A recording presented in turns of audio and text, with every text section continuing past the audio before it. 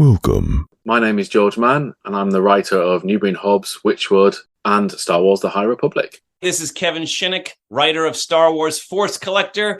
I'm Kevin Scott, one of the story architects of Star Wars The High Republic. This is Dominic Pace, who plays Gekko the Bounty Hunter from The Mandalorian. Hi, I'm Claudia Gray. I write Star Wars books. And you're listening. And you are listening. And you are listening to Star Wars Comics in Canon. The Force is strong with this one.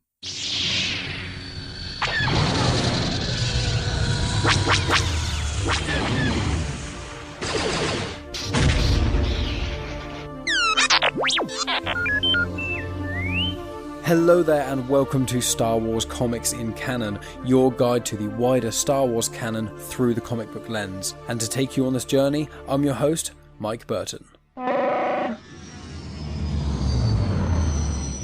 And so brings episode 140. So my friends, we are here once again tackling the main 2020 run of Star Wars comics written by Charles Soule. I did tackle issues 30 to 33 2 episodes ago, back in episode 138, so make sure you go check those out. But this week we are delving into issues 34, 35 and 36, the final issues before the main run of Star Wars comics delves into the Dark Droids crossover event. Now before I get started, in brief what I do here is go through the Star Wars comics in chronological order, giving you the plot details of each of the comics, and then along the way I give you additional information on certain planets or characters or species that pop up that relate to other Star Wars content, either in a fun trivia way or a direct link. So this podcast is perfect if you've never read any of these comics before and you want a general understanding of what's going on in the Star Wars comic canon. Also, if you've already read these comics before, maybe I mentioned some things that you missed, connections to other content you may have missed, or it may make you read other Star Wars content that is connected to this in some way. But with that in mind, let's delve into the comics of this episode. So all of these comics were written by Charles Soule, and the colour artist for all three comics was Rachelle Rosenberg. Now the artist for issues 34 and 35 was Madibek Musabekov, and the artist for issue 36 is Andrea Di Vito. Issue 34 was released May 3rd, 2023, issue 36 was released July 4th, 2023, and the trade paperback collection with issues 31 to 36 in Volume 6 Quest of the Force was released September 26th, 2023. So as I mentioned in the start, make sure you go back and listen to episode 138 of this show if you haven't already, or alternatively just make sure you've read the Star Wars 2020 comics issues 30 to 33 so you have a loose idea as to what's going on. But these issues are really interesting, issues 34 and 35 especially, because they delve into Luke Skywalker's Kyber crystal, which I'm very excited to delve into, and any fans of the 2017 Darth Vader comics, which I always go on about, will also find some great things in these comics too. So I'll say what I say in every episode: please pick up the comics where you can, please buy them or pick them up on Marvel Unlimited, anything like that. Support the creators of this, and I will say that in issues 34 and 35 especially, reading them yourself will really help because the art style is incredible and some of the Force Vision-y stuff really connects with some other stuff in a very cool way, so please do that where you can. But with that all in mind, let's delve into issue 34, so that starts with The Crawl. In a desperate battle with the kill droids, Luke and the rebel heroes managed to get the path engine back to the long beam, but Luke's hand and lightsaber were crushed by one of the monstrous droids in the process. With a little help from Lobot and the Kezerat colony, the rebels were able to use the path engine to get out of no space and offered to bring members of the colony along with them. Having made their way out of no space, Luke now faces the reality that he's going to need to face Darth Vader again in the future, and he's going to need a new lightsaber. So, delving straight into issue 34, Luke is reading one of the ancient Jedi texts. He managed to obtain this from a little bit of assistance from Yoda, but essentially it's been one of the story arcs of the Star Wars 2020 comics. I'm unsure if it's one of the Jedi texts that we see in The Last Jedi. I suspect it probably is, but he's reading all about Kyber crystals. Now, in different parts of this comic run, he does read different sections and kind of gives him a bit of insight into different things. But obviously, as I alluded to earlier, this whole part he's reading on here, it's all about Kyber crystals. So where he's reading about Kyber crystals, the book mainly talks about the philosophical elements of Kyber crystals and the rite of passage that young Jedi have to go through. So a little bit of context here. Luke kind of talks about it a little bit in this comic, but I want to give you some additional information if you weren't already aware. The primary place that Jedi get their Kyber crystals from was Ilum. Now, Ilum is a place that you see in Star Wars The Clone Wars. There's a really cool story arc in Season 5, Episodes 6 to 9. It's like the Gathering arc, the Youngling arc. It's all about a group of younglings, assisted by Ahsoka and Yoda, finding their Kyber crystals. It's one of my favourite arcs in the Clone Wars. It's absolutely fantastic. I really, really enjoy it. Also, in Jedi Fallen Order, the video game with Cal Kestis, you do go to Ilum as well to try and get a new Kyber crystal. So also Ilum, which is the main place of Kyber crystals, gets turned into Starkiller Base by the Force Awakens. I think it's slightly before then, but essentially the First Order take over Ilum and turn it into the Starkiller Base. Now, we'll also note that in this run of Star Wars comics, the Empire already got to Ilum after Order 66, and they started mining it for Kyber, which they used for the Death Star, and potentially the Death Star 2 as well. So Ilum has very little Kyber left, and what was left of it then gets turned into Starkiller Base by the First Order, and then obviously Starkiller Base gets destroyed in the sequel trilogy, and therefore there is no Ilum left. Now, Ilum itself, not only does it show up in all those things I mentioned, but the days are approximately 66 hours long, and there's 301 days a year, and it is a frigid climate, so it is very, very cold. And also, Ilum was actually found quite soon after the Jedi Order was formed by a single Jedi who used Force-assisted hyperspace routes and just kind of stumbled across Ilum. I mean, obviously the Force guided them there, but that's essentially how it was found. Now, back in the story, Luke notes that the book itself mentions Huyang and Volume 5 of the Sacred Jedi texts if you want to find out more information on lightsaber building in itself. Obviously, got to give a shout out to Huyang because he's amazing. He's great in the Clone Wars, but obviously he recently showed up in Ahsoka, and I just want more content from him. My favourite fact about Huyang, which is in the Star Wars Timelines book, is that he was powered up about 5 years after the Jedi Order was founded. So at the time of Ahsoka, he is over 25,000 years old, which puts Yoda, Jabba, and Maz Kanata to shame because he is just so much older than they are. At the time of the sequel trilogy, I think Maz Kanata is about 1,000 and something years old. By the time of Yoda's death, he's around 900, and by the time of Jabba's death, he's around 600. So 25,000, he is probably the longest living being in Star Wars who isn't some sort of Force god or entity like the Bendu or potentially even the Mortis gods. But that's the only time Huyang gets mentioned in this. I just love mentioning him. So back to the story. So Luke is talking to R2 while he's reading this book and trying to figure out what he's doing with himself, and he notes that he never felt a true connection to any lightsaber. Granted, he's only really wielded the two. He wielded Anakin's lightsaber, obviously, in A New Hope and throughout the 2015 Star Wars comics until he lost it fighting Vader on Cloud City in Empire Strikes Back. And then in these comic runs, he got the Jedi Temple Guard lightsaber, which is what he's been using primarily throughout these comics. That's got a yellow blade to it. It's kind of like a lightsaber pike, so the handle is quite large. Lightsaber pikes are often double-ended, but it seems that Luke's one is not. But he never really felt that connection. Whereas the Jedi text says that a Jedi should feel a connection to their Kyber crystal and by proxy, their lightsaber. And he notes that he definitely needs a new crystal, not just because of what the text is saying, but because this crystal is actually cracked and is quite unstable.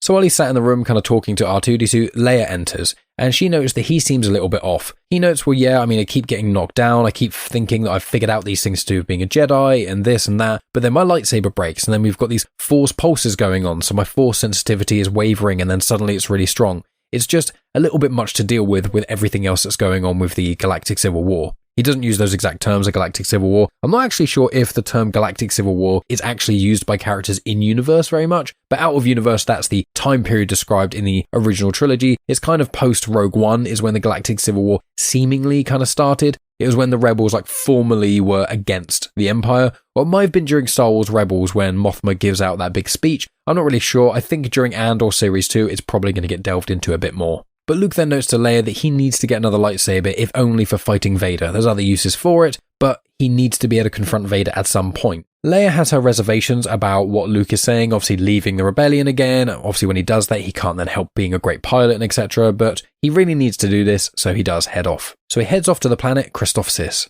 Now, Christophsis, I can't even pronounce it properly. It's essentially the name Christoph with SIS at the end of it. Christophsis, it's first seen in the Clone Wars movie, but it is also mentioned in a bunch of comics and books and things. It has numerous crystalline formations, that's kind of the climate of the planet in itself, and it has quite a lot of Kyber on it. It's not really easy to find, it's quite rare to find Kyber, but it is possible to find it due to the sheer amount of crystalline stuff around the planet. And I must note here with Christophsis and the Clone Wars movie, if you weren't already aware, I did a show called Star Wars Rebels Reviewed on the feed of Comics in Motion and at youtube.com/genuine Chit-Chat, along with Dave Horrocks of Comics in Motion and Math of Comics in Motion. We went through all of Star Wars Rebels and did it season by season. I did one episode per that because Math had never seen them before. And then in the run-up to 2024, where we'll be doing Clone Wars conversations, where we're going to be delving through every episode of the Clone Wars, we're going to be doing them in kind of batches, primarily in seasons, but there's a couple of seasons we're going to split in half. aiming to release one episode of that every month in 2024, but in the run-up to that, we are watching Phantom Menace, Attack of the Clones, and the Clone Wars movie. We've already watched Phantom Menace, recorded that episode, and that should be out in the coming weeks. And then Attack of the Clones will be recording in November and releasing that. And then the Clone Wars movie, which is quite, I wouldn't say divisive, it's just generally quite disliked. And myself and Dave are not fans of the Clone Wars movie. Math has never seen it. So if you want to hear my reactions after watching that film for I think the third time, we may get Megan involved as well, and she hates that movie, so that'll probably be quite entertaining. And hearing Math's first thoughts on the Clone Wars movie, then make sure you subscribe to youtube.com/genuine Chit-Chat and or the podcast feed of Comics in Motion, and you will not miss that. It should be out around December time, and again, it'll be kind of a prequel, the run-up to our Clone Wars Conversations series that's going to be coming out in 2024.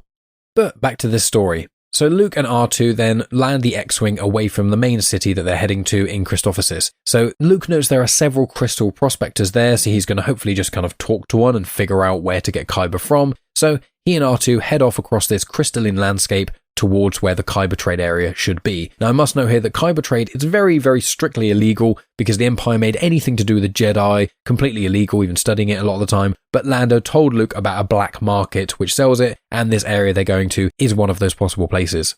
So Luke gives R2 his lightsaber and says to kind of stay behind while Luke goes and investigates. Luke goes into this bar, he gets some water and gets some food. The food he eats is a faucet spider, like small spiders that have been cooked with like salad and stuff, and he eats that completely fine, which is an interesting choice, not specifically relevant, and faucet spiders don't seem to appear elsewhere, I just thought it was interesting. And then the bartender asks Luke what his business is. Luke says that he's interested in the rarest crystals, and then the barkeep notes Kyber very quietly.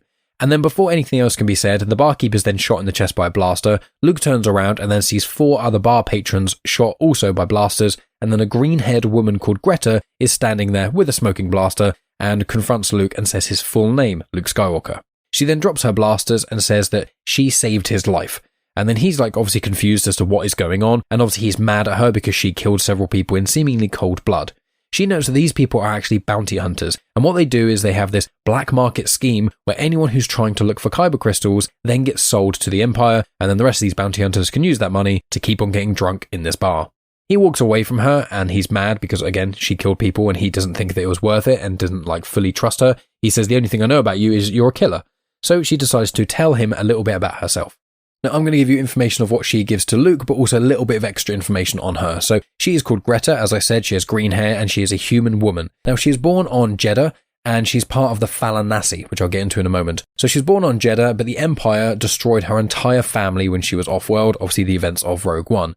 And then Luke destroyed the Death Star, so she wants to repay the favour that Luke did. Luke tries to say that wasn't really the point, and she's like, it doesn't matter what the point was, you did something I've been wanting to do for a very long time, which is you killed the people responsible for killing my family, so I now owe you. So a little bit of information about the Fallanassi. So they are in the High Republic. They are specifically in Phase 2, and they're in the 2022 comics, I believe around the storyline regarding Vildar Mac and Mati. I believe they're part of the Convocation as far as I can remember, which is essentially a council for sensitives on Jeddah trying to somewhat govern Jeddah. Now, I mentioned that the Fallanassi are force sensitive, so they could create force projections, and they also believed in the white current and dark tide of the force. Now, the force projections they could create were called the simulfuturus. Now, the way they did this is by pouring their life essence into the cosmic force. Now, when they did projections like in front of them, that's one thing. The simulfuturus seems to be them projecting themselves, but in a different part of the world they're on, or even a different part of the galaxy. Now, if that sounds familiar, it is, because Luke practices something at least very similar to this, but I think it probably is this very thing in The Last Jedi. So when Luke does the Force projection and kind of confronts Kylo Ren on the planet of Crate towards the end of The Last Jedi, that seems to be this Force projection power, simulfuturus. Now, the Fallanassi weren't created for canon, they were actually first in Star Wars Legends in the Black Fleet Crisis series of books. After Greta speaks to Luke about her family and Jeddah and the Death Star and all that kind of stuff, he's still kind of skeptical as to what to do with her, but then he sees that she's got a speeder and she says, look, I can take you to someone to help you with this Kyber stuff, like I know someone who's a specialist. He's unsure but doesn't really have any other leads, so he tells R2-D2 to return to the ship, or he goes off, and he says that if he's not back within a day, to contact the rest of the rebels and tell them where he is. So on the way to where they're going, Greta does talk to Luke about a certain amount of other things, including noting that the Fallanassi that she's now a part of are no longer Force sensitive, so she's just a person who loosely believes in the Force, and she wants to take him to a gentleman called Kuwaita, who studied Kyber crystals for the Death Star project, where he studied Kyber crystals before the Empire took over. Then he became a part of the Death Star project, but then he left when people started disappearing. And just a smidge more information on this, where Greta mentions to Luke that Kuwaita noted Galen Erso, Istan Zuli, and Meriabi. Now, these three individuals are in Rogue One Catalyst, which is a book which is like a prequel to Rogue One, and they're all essentially Kyber experts in different ways. Obviously, Galen Erso is the father of Jyn Erso and is a main part of Rogue One, whereas the other two individuals are primarily in Rogue One Catalyst. They appear a little bit elsewhere, but that's where you may have heard those names. Now, Kuwaita obviously left the Death Star project eventually because people started disappearing seemingly when they would say things against the Empire, so he decided to just kind of exile himself, go off to Christophsis, where he could then continue to study Kyber. So Luke and Greta, they're on this speeder, and then this big beast attacks, it breaks out of the ice, Greta hits her head, and Luke's lightsaber is not working, so they decide to run away. Before they can figure out what to do next, the beast then explodes, and who's standing in the ash and the rubble and the flames is Kuwaita, and he asks for Luke's lightsaber. And that's where issue 34 ends. So issue 35 starts off with Kuwaita, who is a Pantoran species, so Pantorans are essentially just humanoids, but they have normally purple or blue skin. He is speaking to the many Kyber crystals that he has got around his neck. And when I say many, he's got, I don't know, probably 30 crystals around his neck. It seems like his pockets have got Kyber crystals in them. He has a lot. He's quite a quirky character, let's say, but he does talk to the Kyber crystals, which Luke does kind of question and says to Greta, is he okay? And then Kuwaita says to Luke, well, isn't it the same for you? Don't people think that you're crazy because you can sense things that other people can't? And when you do all these things, do people always ask you if you're okay because you're having these feelings of the Force? And Luke's like, well, actually, that's a pretty good point. And just to note here, the Kyber crystals are connected to the Force. They seem to sing to people as well. And where you can bleed them, it's when they're in pain. And there's all kinds of things. They're like, the way in my mind I perceive Kyber crystals is they are alive in the similar way to like trees are alive or plants are alive. Like, they may not be able to directly communicate with you. They may not be able to move in the same speed. They may not be in the same level of sentience as humans are, but they are still definitely alive. And that's kind of how I perceive Kyber crystals. They're like this mineral that's connected to the Force that does have some degree of life within it. So after Kuwaita and Luke have this little bit of back and forth, Luke does apologize for being rude and asks if Kuwaita will help. Kuwaita says that he will help Luke, but Luke has to help him first, and mentions that Luke's got this wibbly-wobbly connection to the Force. And Luke's like, how did you know about that? And he's like, oh, I was told by your Kyber crystal, and then wanders off. So they head into Kuwaita's workshop, and Kuwaita explains lightsabers to Luke. So I haven't done this in a little while, but I'm going to read out exactly what it says in the comic for you, just to give you a bit of information on lightsabers, because I think it's really, really interesting, and it'd be much easier just to read this rather than myself trying to paraphrase it. So here we go. This is what Kuwaita is saying to Luke. A lightsaber has 5 main parts: the power cell, the casing, the focusing lens, the emitter, and of course, the crystal. The rest is just wiring, an on and off switch, and whatever extra fancy bits people want to build in. All in all though, it's a pretty simple device. The crystal is the key. It focuses not just the energy from the power cell, but also from the Force itself. If you get a good connection between the crystal and the wielder, it should almost feel like the saber is moving by itself. You don't even have to think about it. Or that's what they say. I'm no Jedi or no Sith either. I wouldn't know. And then Greta says to Luke, did you ever feel anything like that, Luke? And Luke says, it can be hard to know what you're not feeling, Greta. I don't know. Both the sabers I've owned were good tools. This one feels different than my last one, but neither is exactly what Kuwaita is describing. And then Kuwaita says, that's because you found this one. You didn't choose it, and it didn't choose you. I'm guessing the other one was something similar? And then there's just normal back and forth dialogue, primarily Kuwaita saying, okay, well, I'll fix this lightsaber, I'll clean the crack, or make it a lot more stable and things. But now, Kuwaita has the favour to ask of Luke. So now Luke must help by trying to purify a red Kyber crystal, and this is for research purposes of Kuwaita. Now Luke has never heard of that, but Greta notes that Fallanassi actually have a ritual to cleanse lightsabers, and they used to do that after the fall of the Sith. So a little bit more information on lightsaber cleansing. So Ahsoka Tano famously has got 2 white lightsabers from Star Wars Rebels and from her live action appearances. You find out all about that in the Ahsoka novel by E.K. Johnston, but essentially she defeated an Inquisitor, took the lightsaber crystals and purified them. Now Luke had also done it by the time of the book The Shadow of the Sith, which I hugely recommend. He helped someone in the book purify a lightsaber crystal too, and then also Orla Jareni from the High Republic Phase 1 also has a purified lightsaber crystal of one where I believe she found like a lightsaber pike that was owned by a Sith that she kind of found somewhere, and she decided to purify that. Essentially, it's the inverse of lightsaber bleeding. Now, lightsaber bleeding you see in the 2017 Darth Vader comics by Charles Soule. It's in the first volume of those, and also in the Rise of Kylo Ren comics, both of which I've tackled on this show. Now, one thing I want to mention as well about the Fallanassi ritual, it doesn't seem to be dissimilar from what we see in Star Wars Visions Volume 2, Owl's Song. Now, obviously, Star Wars Visions is not canon. It's not really canon or legends or anything. It's kind of its own thing. It kind of draws from the Star Wars lore in certain ways and has other interpretations. But there's these species that are called Corbin, and they're essentially these anthropomorphic rabbit people. They're not like Jackson or some of the other anthropomorphic animal creatures. These are unique just to Star Wars Visions. But essentially, this character, Owl, she sings, and her song seems to cleanse and purify lightsaber crystals. And that's not dissimilar to what the Fallanassi did. But in essence, a dark side user can hold onto a crystal and put all its fear and anger and negative energy into it, and it essentially wounds the Kyber crystal that makes it turn red and bleed. And purifying it is meant to be the inverse. You put all of your clear-headed, calm, positive, light energy into a wounded Kyber crystal, and then in doing so, it cleanses it and it becomes white.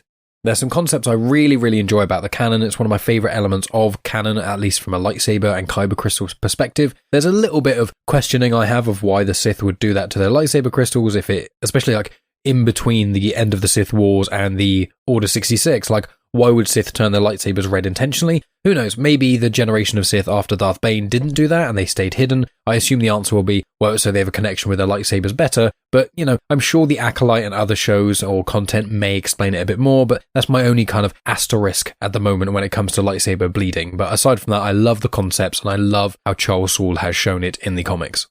So back to the story. Luke sits on the floor with the red lightsaber crystal and tries to purify it. He then finds himself in this red-tinted hall, and inside it there seems to be a human on a throne and some other people as well. There are a couple of hounds at this human at a throne. They look a little bit like Char hounds from the High Republic. And as I said, there's quite a few people. There's like a crowd or so of people. So Luke and this person then talk, and they have like a bit of a back and forth, and Luke is then grabbed by this individual, and then there's a bright light that kind of burns him in a way, and then he teleports to this new place. Now again, I'll add in here, reading the comic, it makes a lot more sense because, you know, it's kind of like a force vision thing, and the visual element would really help you understand this, but I'll continue to try. So now this bit I would compare to the 2017 Darth Vader comics specifically. So again, if you haven't read those, go check them out. Arguably the best Star Wars comics there are. But in essence, Darth Vader has like a couple of force visions along the comic run. And when he does, he sees himself as this essentially humanoid with very few features, only really eyes. And all his skin is like this red burnt skin. But it's not really horrendously burnt like a Freddy Krueger. It kind of looks like black and red, and it's kind of swirling a little bit. It looks quite interesting. It's quite hard to describe. But what Luke looks like in this vision is the inverse of that. So Luke has the similar texture to him and the humanoid figure with just eyes, but he is actually glowing blue and kind of a white hue to him. And in this, he finds himself in this landscape that's all red, and he can see what looks like Vader's fortress in the background. I assume he doesn't know what Vader's fortress looks like, but he sees Vader's fortress in the background and sees Vader. In response to this, he ignites a lightsaber he has there that's just the light. There doesn't seem to be a hilt or anything, but he lights it, and then a giant red beam then hits him and pulls him out of the crystal, and he's now back in the room with Greta and with Kuwaita. Now Luke is shaken up by this experience, but he seems to be okay. Greta's a little bit more concerned about him. Kuwaita is completely indifferent. But one of my interpretations here is when you cleanse a lightsaber crystal, you're meant to put purely good energy into that, purely good vibes. And when Luke was in the throne room and spoke to that being, that person, that was kind of the crystal in itself. And the crystal kind of pushed him into a test. And the test was to see the exact kind of thing that would make Luke not be able to be pure and clear-headed and things, which would be being confronted by Vader, who he knows is his father. When he ignites his lightsaber, that shows that he is not willing to use calmness and good energy and stuff. That is him showing he wants to use aggression to try and beat Vader. Now that's two-pronged. A, that is foreshadowing to show that when he beats Vader, or rather when he turns Vader back, he doesn't do it necessarily out of brute force, he does it out of forgiveness, he does it out of mercy. And in doing so, it shows that the only way you could purify a lightsaber crystal is if you have that same kind of mindset. If you go into the crystal and you try and force it to stop being red and bled, you're not going to solve anything. But if you go into it and you try and calmly, use alternate ways to make it warmer, to make it more light, those sorts of things, that's probably how you would purify a lightsaber, kind of having a clear head. And Luke at the moment definitely does not have that. So yeah, that's my interpretation of that. So we continue moving on with the story. So Kuwaita then asks Luke to do another connection, but this time to a raw crystal. Kuwaita notes that this crystal is quite young, only 1 million years old, and apparently is quite chatty. So Luke connects with this lightsaber crystal, and he finds himself on Dagobah, confronted by Yoda. He doesn't believe that he's actually there, he's saying none of this is real and stuff, and Yoda's, kind of doing what Yoda normally does, speaking quite cryptically, making a little subtle jokes here and there. But it's showing that Luke is clearly quite frustrated with Yoda. He's saying that he called out to Yoda several times and Yoda wouldn't respond to him and things, and he asks why? Why would you not do this? And Yoda's like, well, if you wanted to come back that badly, you could have just come back to Dagobah, but you didn't. I didn't answer your call because the Jedi must find their own path. That's the only way. And you know this is the case because you would have come back to Dagobah if you weren't aware of that. And Luke is, continually getting frustrated by Yoda's essentially non-answers. There's quite a bit of back and forth, it's kind of what you'd expect from Yoda. And Luke going, oh, you haven't helped me at all, you haven't shown me this, you haven't shown me that, I've done it all myself. And Yoda's like, yeah, well, if you believe that, that's fine. If you believe you've done all this by yourself, okay. I've just been a bit of a guide. And Luke's kind of being a bit of a petulant child, if I'm being honest. But obviously he's frustrated at Yoda. And while this is all going on, Greta is getting worried about Luke because the Force seems to be receding in some ways, and it seems that Luke is actually stopping breathing. But Kueta is unaffected by this and doesn't really say anything. Yoda then uses an analogy with Luke, which I believe he's used it before, or it's at least been used similarly in Star Wars, and it is essentially when Luke is saying, oh, I can't feel the Force at some points, and my Force connection is wavering. And so Yoda says, look, when the sun isn't clear in the sky, has the sun gone? And Luke's like, well, obviously not. And Yoda's like, well, there you go. And Luke's like, you haven't helped me at all. And then he slowly starts to disappear, and then he is awake and breathing. And then it shows that Yoda is then speaking to the Force ghost of Obi-Wan, and Yoda notes that Luke has learnt a lot. Obi-Wan is a little bit more skeptical of this, but Yoda is confident that Luke's path will continue in the way that the Force wants it to. So now that Luke is out of the kind of vision trance sort of thing, he then grabs the lightsaber crystal, and it is now green. And he also takes the red one away from Kueta as well and says, I'm going to take this too.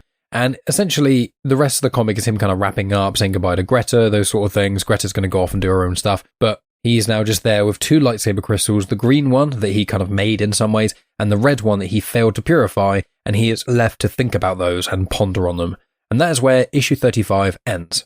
Now, I absolutely adore that issue. I think it's fantastic. Obviously, there's a lot of bits I had to kind of somewhat skip over, so I wasn't reading it completely verbatim. And obviously, there's a lot of visual elements that are really cool as well. But I'd really, really recommend, especially if you've got something like Marvel Unlimited where you can just dip in and out of stuff, I would recommend reading this comic physically, because if you're anything like me and you love Force stuff and the 2017 Vader comic, stuff like that, it's a phenomenal issue. I was so blown away when I read this.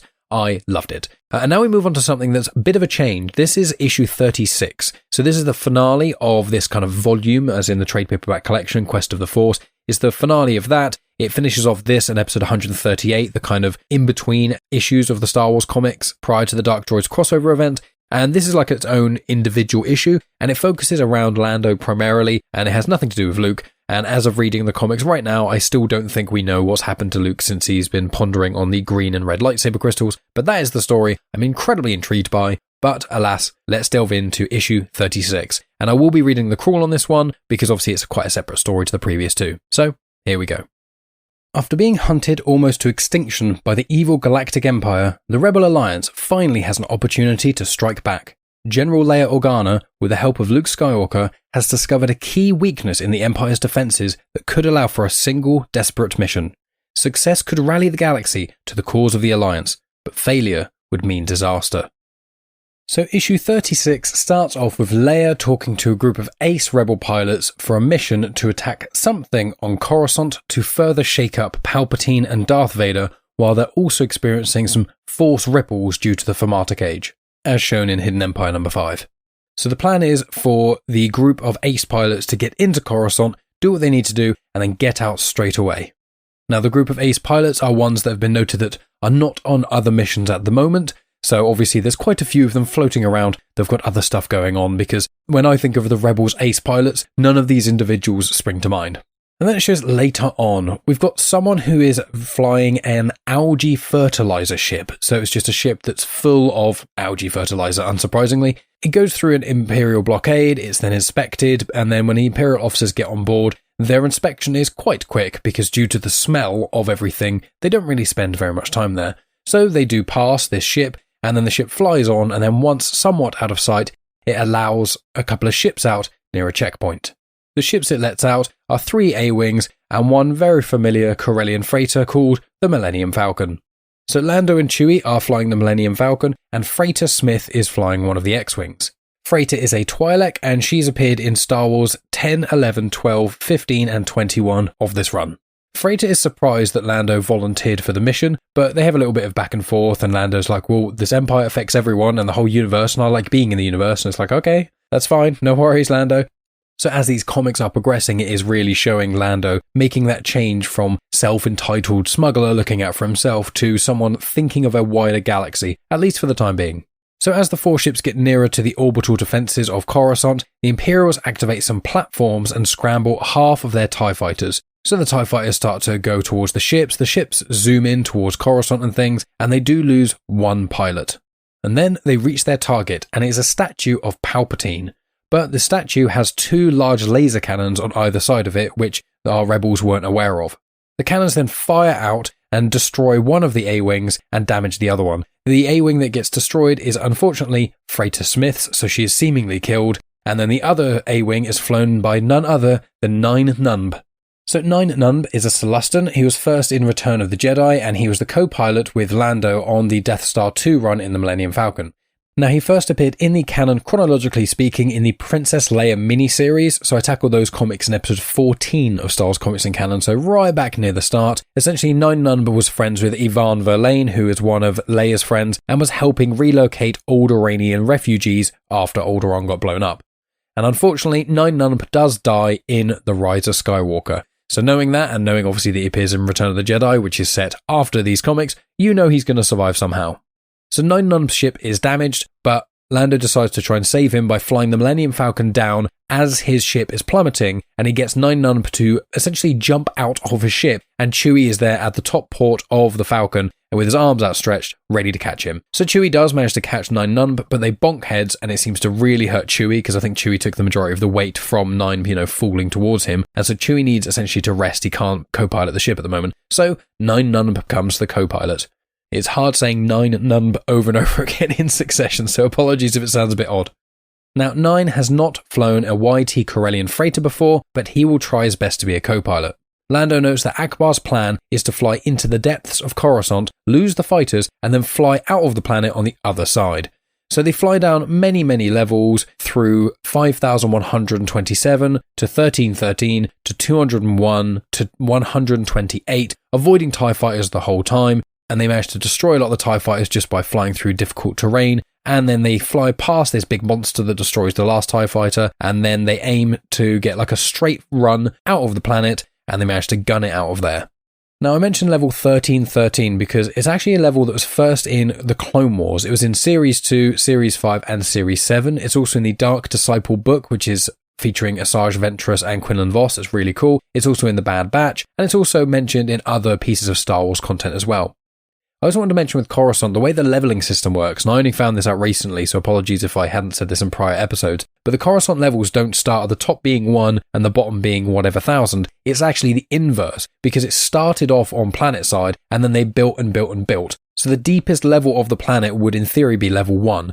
And the highest one, which is the surface level of the metropolitan area, is 5,127. So that's where the Jedi Temple is, where the Senate building is. That's essentially anywhere where you're on Coruscant, but you can see the sky directly above you rather than like through stuff. And 1313 is interesting because not only was it mentioned in the Clone Wars, but there was also that cancelled game 1313 that was meant to be following a bounty hunter and stuff that seemed really exciting and really interesting, and obviously that got cancelled. And also George Lucas was planning on making a series called 1313 that would focus on Saul Guerrero. That never happened as well. So 1313 has always been surrounded by content that's going to happen and then doesn't. But back to the story. So Lando tells 9 Numb that he can co-pilot the Millennium Falcon anytime because he's been doing a great job. Once they get out and past level 5,127, they then come to Leia. And Lando feels like they have failed because they've lost some pilots and etc. But Leia's like, no, what you've done is incredible. There's stuff all over the HoloNet. And what it shows is that the Imperial officers who essentially shot out all the TIE fighters and things like that, they are now worried about Palpatine's reaction because his statue has had its head shot off.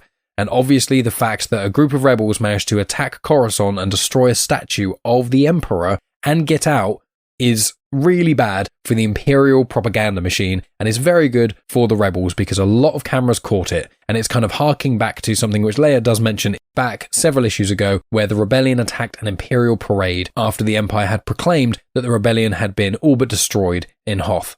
So it's more just trying to get more and more systems united to fight the Empire to prove it is actually possible. And that, my friends, is where issue 36 ends, and that is where this collection of comics ends for Volume 6, Quest of the Force. And so that is the end of the episode. So friends, what have we got coming up? Well, in the not too distant future, I think it'll be 3 episodes in the future, I will be doing a Life Day special episode, which is going to be about the Life Day Treasury. Last year I did one on the Life Day one-shot comic, so now I'm harkening back to more Life Day stuff, so that's going to be quite a bit of fun. I've got the Return of the Jedi Empire Rebellion and Max Rebo comics to tackle, which I may end up doing next week. Or I may do Clone Wars Battle Tales, or I may do Sana Starros Family Matters miniseries, or I may do the Darth Vader Black, White and Red review, because when I read those comics, there's almost no connections whatsoever to other content, and it is a very, very visual comic. Certain stories in that don't even really have any dialogue, so it's a lot of work me trying to somewhat translate that into a comprehensible audio story, while also there's no connections at all, so I would just be telling you exactly what happens. And so I may end up doing that, I'm not too sure, but in any case, next week is going to be either a mini-series or the Darth Vader comics, and then the week after that will be continuing on with these ongoing series. I will probably tackle the Darth Vader ongoing series because that's the one I'm technically furthest behind on because I haven't yet tackled issue 30 or onwards, so that's probably where I'm going to kind of go from there, and then I'll do another mini-series of sorts and we'll kind of keep on going from there. So that's what you can expect from this channel. I am also currently listening to the Phasma audiobook, so at some point I'll probably release a book review of that, but I imagine I'll release that on my Patreon first. Speaking of which, you can support this show at patreon.com/genuine chit-chat for as little as £1 a month, or you can give a one-off donation at coffee, ko-fi.com/genuine chit-chat. If you do those things, then you get access to bonus content. The Patreon supporters, because they pay monthly, they get immediate access to the RSS feed, which has all of the episodes of my bonus content on there. There's 190 odd episodes on there at the moment. There's about 10 Star Wars Legends book reviews. Then there's also 1 or 2 canon ones I don't think I've released yet. But then also there's loads of stuff with myself and my fiancée Megan. We've been doing spooky season recently, so reviewing a whole bunch of horror films. Each spooky season we choose a franchise to delve into. Last year was Scream. This year's Nightmare on Elm Street. I think the year before Scream was Halloween. So we've done lots of horror films as well. But throughout the year, we release content every single week. Sometimes it's road trips, sometimes it's movie reviews from classic movies or stuff we've seen in the cinema, or sometimes it's TV series and things. I've got a review of Firefly in my back pocket as well that I'll be releasing after spooky season because myself and Megan only just recently watched that.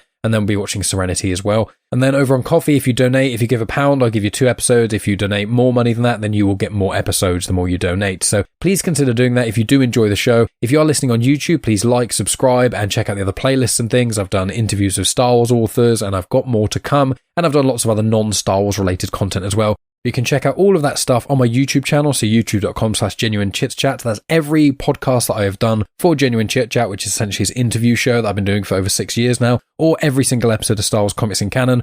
Or if you're listening on a podcast feed, you can either listen on the feed of Comics in Motion, or you can listen on the feed of Star Wars Comics in Canon. Comics in Motion is a great place where myself and lots of other creators release shows on there. Myself and Tony, I think, are the main ones who release weekly shows. So that's Indie Comic Spotlight from Tony and Star Wars Comics in Canon from me. But also on there, I release the Ahsoka shows that I've been doing, the weekly discussion shows, which obviously has finished. There's going to be more weekly discussion shows to come. And there's also some other content creators who occasionally release stuff on there as well, including Max Byrne of Mandatory Music and CD, which is his newer show, Matt B. Lloyd on Classic Comics, and loads of other great creators as well. So Comics in Motion is a great place if you want to hear more podcasts to do with comics and stuff, or Star Wars Comics in Canon if you just want to hear the Star Wars episodes. And on my own feed, where it's just Star Wars Comics in Canon, all of the stuff is written in a way that's really easy to find. It's a really great way to check out the back catalogue and to go through specific episodes if you don't want to listen on YouTube. But bouncing off that, you can follow me on social media at Genuine Chit-Chat on Instagram, Twitter, and on Facebook. You can also follow me on TikTok, where I occasionally release stuff on there, but it's very rarely Star Wars related. And if you want to get some bonus content without having to contribute even a penny, you can leave a review on Apple Podcasts or Good Pods or Audible, or you can rate it on Spotify out of 5 stars. Spotify is a really, really big help if people can start doing that, as well as on Apple Podcasts as well. If you have both of those apps, that would be hugely helpful to be able to go and do that for me. And then if you do that, send a screenshot of it, send it to me via social media or via email at genuinechitchat@outlook.com. And if you do that, once I receive it, I will send you a free episode of Afterthoughts. So please consider doing that. It helps out the show and you get bonus content for that. But friends, I think that's just about everything, apart from reminding you that the Phantom Menace review will be up in the coming weeks. The video version of it will be on YouTube and the audio version will be in the usual places. So just make sure you subscribe to Genuine Chit-Chat, Comics in Motion, and Star Wars Comics in Canon so you don't miss anything. And subscribe on YouTube as well. I'm trying to push my subscribers up again. And then after that, there'll be the Attack of the Clones review, then there'll be the Clone Wars movie review, and then after that in 2024, we will be doing the Clone Wars Conversations. So all that's going on. Also, I recently was on Back to the Filmography, where I reviewed Romeo and Juliet from the Jason Statham perspective. I had a great time talking to Jack. I always do. Myself and Megan appeared and did the Collateral film, which is the shortest Jason Statham credited appearance in any film, so that was a good fun. Then in Romeo and Juliet, it's his only animated appearance, so that's another barrel of fun. So next is going to be The Meg, which I think is going to be in sort of 2024 that myself and Megan will be on there. So please check that out. Link is in the description to where you can listen to that, as well as some of the other guest spots I have been doing recently. But friends, that's enough from me. Thank you so much for tuning in. As always, I appreciate each and every one of you listening, especially right to the very end. I'll talk to you next week with another mini-series of sorts, and then the following week probably with the ongoing Darth Vader comics. And so I'll speak to you next Saturday. And of course, may the Force be with you. The intro for Star Wars Comics and Canon is arranged by myself, Mike Burton, and the backing music was made by Eric Matias of soundimage.org. You have just experienced host, creator, everything elser of Genuine Chit-Chat, and also the host and creator of Star Wars Comics and Canon, found on the Comics in Motion podcast, Mike Burton.